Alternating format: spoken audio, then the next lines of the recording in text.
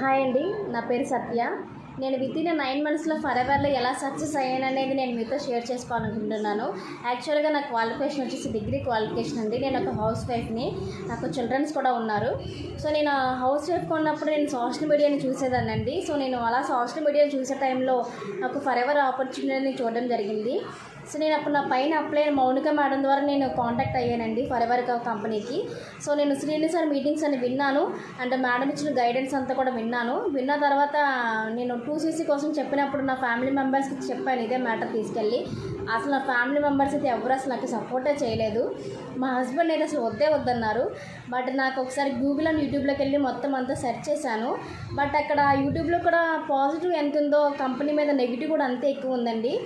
So నాకు positive నాకు first నచ్చింది. ఎలాగా పాజిటివ్ ఉన్నా కూడా నెగిటివ్ ఉండడం కామనే కదా అనుకుని నేను నా మదర్ సపోర్ట్ తీసుకొని 2CC అనేది కంప్లీట్ చేసుకున్నాను.